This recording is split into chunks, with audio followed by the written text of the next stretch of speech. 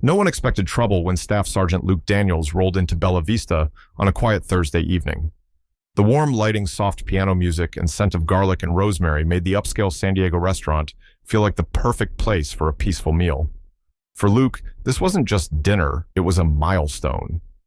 2 years after losing both legs in an IED blast in Afghanistan, he finally felt strong enough to go out alone to reclaim a piece of normalcy. Dressed neatly in a button-down shirt and seated in his advanced wheelchair, Luke looked every bit the proud veteran he was. Beside him trotted Ranger, his loyal golden retriever service dog, wearing a bright vest clearly labeled Medical Assistance Animal. Luke had made a reservation in advance, specifically requesting a wheelchair-accessible table. When he arrived, the hostess, a young woman named Emily, greeted him with a smile and began leading him to his table. But before they could proceed, restaurant manager Richard Banning stepped in from the kitchen, frowning the moment he saw the service dog. His tone was polite, but cold. "Excuse me, sir," he said sharply. "We don't allow pets in this establishment." Luke blinked, caught off guard. "He's not a pet. Ranger is my service dog. He's legally protected under the Americans with Disabilities Act." Banning's jaw tightened. "We weren't informed of that when the reservation was made. I'm sorry, but our policy is clear: no animals." Despite years of military training that taught him how to remain calm under pressure, Luke could feel his heart pounding. "Sir, federal law protects my right to have a service dog with me in public places, including restaurants like this one." But Banning wouldn't budge. "I don't want to make a scene," he said, his voice rising slightly, "but I'm going to have to ask you to leave. This is a fine dining establishment. Other guests may not be comfortable with a dog under the table." Other diners had begun to glance over. Luke, humiliated and furious, stayed composed. "I have a legal right to be here, and I confirmed accessibility when I called." "I'm not repeating myself," Banning said sharply. "Please leave before I call security." And just like that, the evening Luke had planned to celebrate his progress and independence unraveled into a moment of public discrimination. But unknown to him, seated just yards away, were 4 Navy SEALs who had been listening closely, and they were about to make their presence known.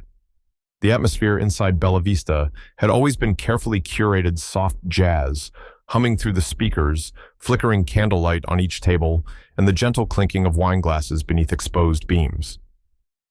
But that evening, all of it faded into the background as an uncomfortable silence crept across the dining room. Every pair of eyes was now drawn to the entrance, where Staff Sergeant Luke Daniels sat quietly in his wheelchair, facing down the restaurant manager, who had just denied him service. His service dog, Ranger, remained calm at his side, a quiet sentinel amidst the rising tension. At a table near the window, 4 men in their 30s had paused mid-meal.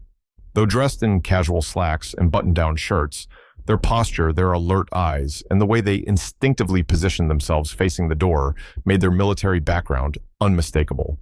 They were Navy SEALs from Naval Base Coronado. Lieutenant Commander Mark Shark Ramirez, Petty Officer, First Class, David Tank Thompson, Petty Officer, Second Class Carlos Viper Martinez, and Petty Officer, Third Class Tom Ghost Chen. Ramirez had noticed Luke the moment he entered. Even in civilian clothes, there were tells only a fellow serviceman would recognize: his controlled breath, the slight scan of the room, before settling the quiet discipline in his movements. But what struck him most was the dog. Ramirez had seen service animals like Ranger in combat recovery wards. That wasn't a pet. That was a lifeline. The SEALs had heard every word of the conversation between Luke and Richard Banning, the manager. When Banning escalated from cold denial to outright hostility, raising his voice, drawing attention from other diners, Ramirez leaned forward, setting his fork down with deliberate precision. "That's enough," he muttered to his team. Without needing another word, all 4 men rose from their seats in unison. The sound of their chairs scraping against the floor echoed across the now silent dining room like a challenge issued. Other patrons looked up, sensing the shift. Something serious was about to happen. Lieutenant Commander Ramirez approached the front desk with calm authority, his teammates flanking him in loose formation. The tension in the air thickened as he looked directly at Banning and said, "Is there a problem here?" Banning blinked, clearly startled by the sudden appearance of 4 imposing men. "This doesn't concern you," he replied, trying to maintain control. "This man," he gestured at Luke, "brought an animal into a fine dining establishment. We don't allow pets. I've asked him to leave." Ramirez's voice was steady, but there was steel behind it. That's not a pet. That's a federally recognized service dog. Under the Americans with Disabilities Act, you're not only required to allow it, you're prohibited from denying access based on it. You're breaking federal law. Banning's face flushed. I don't care what kind of dog it is. This is my restaurant, and I decide what keeps the atmosphere appropriate. I have the right to remove customers who disrupt other guests. David Tank Thompson stepped forward, his towering build causing Banning to instinctively step back. No, sir. You don't have the right to discriminate against a disabled veteran. That man has a reservation legal protections and more courage in his little finger than most people have in their whole body. If you force him out, you're going to answer for it. Tom Ghost, Chen added, and just to be clear, we're not asking. We're demanding you treat Staff Sergeant Daniels with the dignity he's earned. Luke, still seated in his wheelchair, looked up at the four SEALs strangers who had stepped in without hesitation. His voice was low but resolute. I appreciate what you're doing, but I don't want to start a scene. I just wanted dinner. Ramirez turned to Luke and gave a slight nod, and that's what you'll get.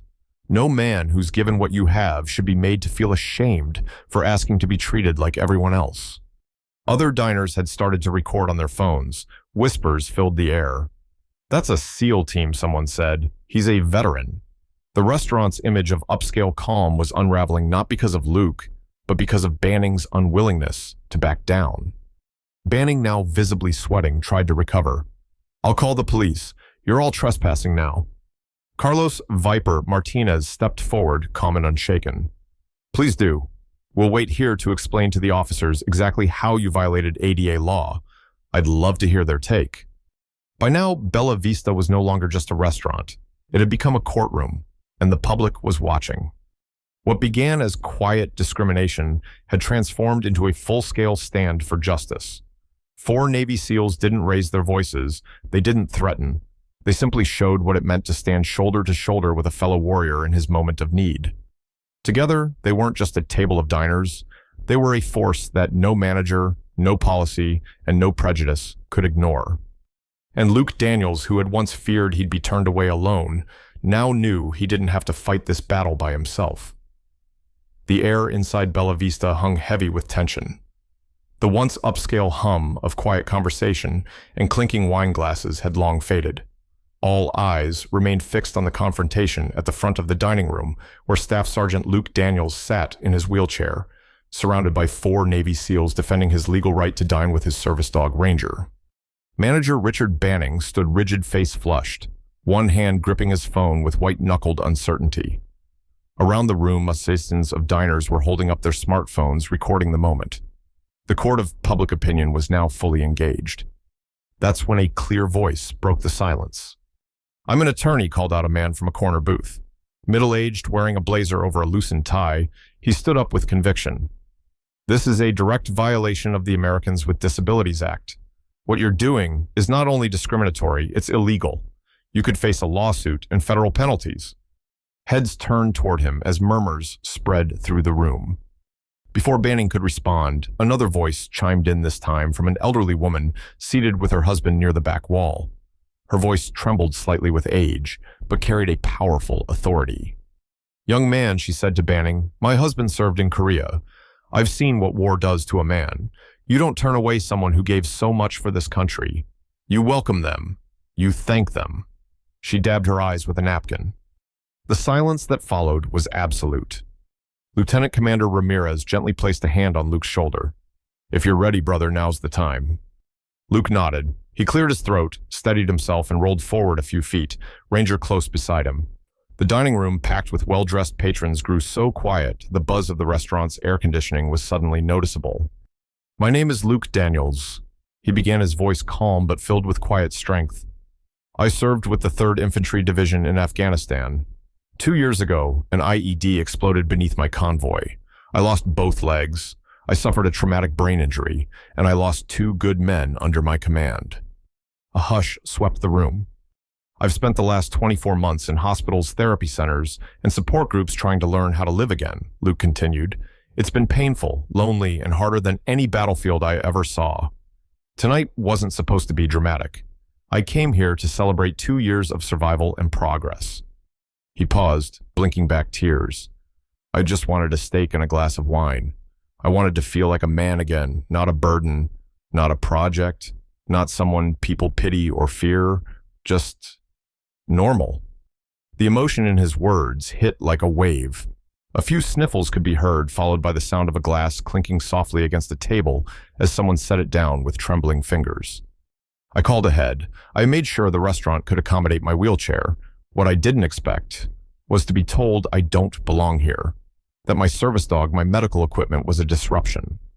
He looked directly at Banning. I didn't come here to make a scene. But when you told me to leave, you weren't just turning away a customer. You were telling every veteran, every disabled person out there that we don't belong in places like this. Ranger sat quietly at Luke's side, his eyes locked on his handler as if understanding every word. Luke drew in a deep breath.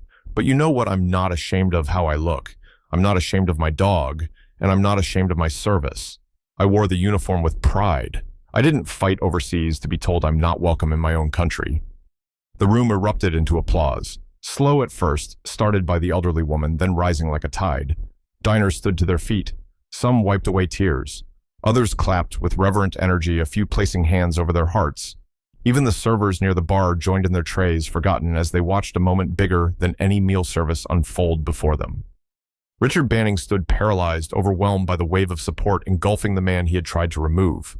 His mouth opened slightly as if to protest or explain, but no words came. Luke looked around, visibly moved by the response. I'm not asking for special treatment, he said. Just respect. The kind we all deserve, especially those who've paid the price for the freedoms we enjoy. Jacob. Ramirez stepped forward and spoke firmly. This isn't about politics. This is about basic decency. This man earned his place here and everywhere else. The only question is whether you, Mr. Banning, understand what leadership and dignity look like. For a moment, the manager's face softened, his eyes flicking between the standing diners and Luke's resolute expression. But the damage was already done. The community had spoken, and their hearts were with the man in the wheelchair who had come for a quiet meal and ended up showing an entire room what grace under pressure truly meant. Manager Richard Banning, now visibly rattled, fumbled with his phone, stepping away from the gathering of applauding patrons. He ignored the stares, the murmurs, and even the pointed glares from several tables as he dialed 911. His voice, when he finally spoke to dispatch, was tight and defensive. Yes, I need officers at Bella Vista restaurant. I have a customer refusing to leave, and now there are several individuals confronting me. It's turning into a situation. Less than 5 minutes later, the familiar sound of police radios crackled just outside the restaurant's glass doors. 2 uniformed officers entered. Sergeant Monica Hayes and Officer Kevin Tryon both experienced composed and immediately alert to the atmosphere. The buzz of cell phones recording, the tight knot of tension still hovering in the air. And at the center, a man in a wheelchair with a golden retriever at his side, surrounded by 4 off-duty military men standing like sentinels. Sergeant Hayes approached the group and calmly asked, "Can someone tell me what's going on here?" Before Banning could interject, Lieutenant Commander Mark Shark Ramirez stepped forward. "Ma'am, I'm Lieutenant Commander Ramirez, U.S. Navy SEALs. This gentleman, Staff Sergeant Luke Daniels, is a disabled veteran who made a reservation, arrived with his service dog, and was denied service by this restaurant's manager in violation of federal law." Hayes turned to Luke and offered a respectful nod. "Sir, is that true?" Luke replied calmly, though fatigue was creeping into his voice. "Yes, Sergeant. Ranger is my service dog. He's trained for mobility and PTSD response. I called ahead and confirmed accessibility. But when I arrived, the manager refused to seat me because of the dog." Sergeant Hayes crouched to glance at Ranger's vest, confirming the clearly marked service animal patch. "This is a fully credentialed service dog," she noted aloud before standing and turning to Banning. "Sir, are you the manager?" "I am," Banning replied, trying to regain control of the narrative. "This is a fine dining restaurant. We have standards. I didn't know he had a service animal. I was trying to avoid disrupting the atmosphere for other guests." Hayes raised an eyebrow. "Mr. Banning, the Americans with Disabilities Act, mandates that service animals are allowed in public establishments, restaurants included. Denying access to a disabled individual because of their service animal is a federal violation." Banning stiffened. "I didn't mean to break the law." "But you did," Officer Tran interjected firmly, "and this entire incident has been recorded by half the patrons in your restaurant. You're looking at legal consequences if you continue down this path." The crowd murmured their approval. Several guests nodded, some filming with tears in their eyes.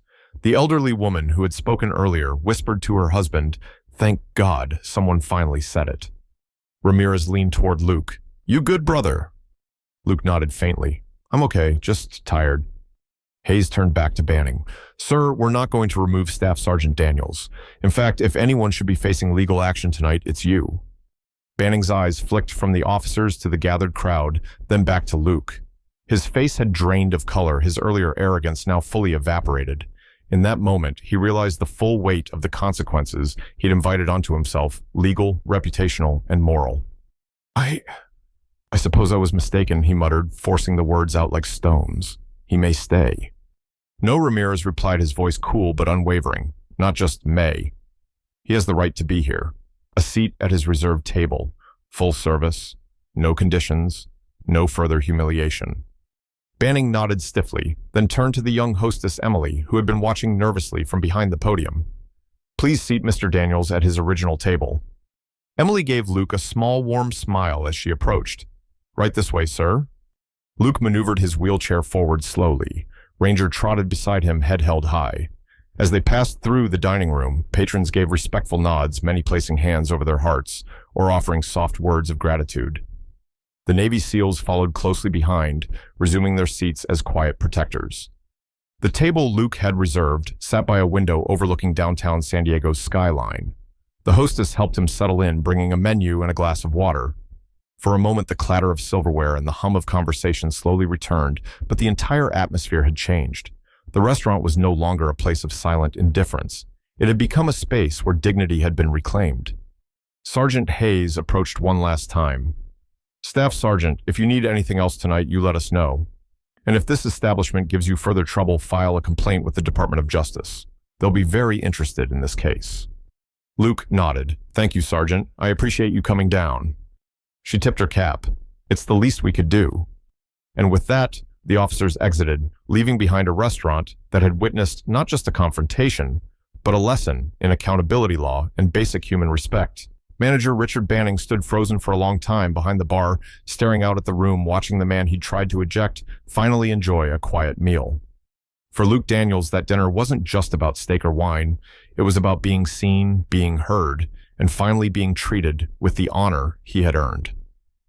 As calm returned to the dining room, Lieutenant Commander Mark "Shark" Ramirez leaned across the table toward Manager Richard Banning, his voice quiet but firm. "Mr. Banning," he said, "you've just been handed an opportunity not just to right a wrong tonight, but to lead real change." Banning, still rattled by the confrontation, looked up. "What do you mean?" "I mean, this place could become something more," Ramirez continued. "Instead of being known for turning away a disabled veteran, Bella Vista could become a beacon for inclusion. What if you trained your staff on disability law? What if you hosted dinners to honor veterans? What if this place stood for something?" There was a long pause. Banning glanced toward Luke Daniels, who sat quietly eating his long-delayed dinner with Ranger, resting loyally at his side. The once divided dining room now watched with quiet reverence. "You'd help with that?" Banning asked, almost reluctantly. Luke looked up, his voice steady. "I'd be proud to." That conversation marked the beginning of a transformation. Within weeks, Bella Vista partnered with local veterans organizations and disability advocates. With Luke's guidance and the SEALs' support, the staff underwent extensive training on ADA compliance, trauma sensitivity, and service animal protocol. Ramirez even brought in military counselors to speak with the team about invisible wounds and the strength it takes to live with them. 6 months later, Bella Vista wasn't just a restaurant, it was a community symbol. Every last Thursday of the month became Veterans Night with complimentary meals and recognition ceremonies. A wall near the entrance displayed photos and names of veterans who had dined there, along with a plaque inscribed, "Dedicated to those who served and continue to serve, here you are always welcome." Luke Daniels, once humiliated for simply trying to enjoy a meal, had become something greater.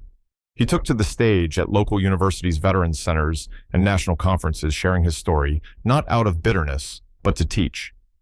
To remind others that inclusion isn't charity, it's justice. This wasn't about a steak dinner, Luke told an audience during a keynote speech. It was about being seen as a human being again. And thanks to a few good men who stood up when I couldn't, I found my voice again. The lesson here is clear. Respect is not optional.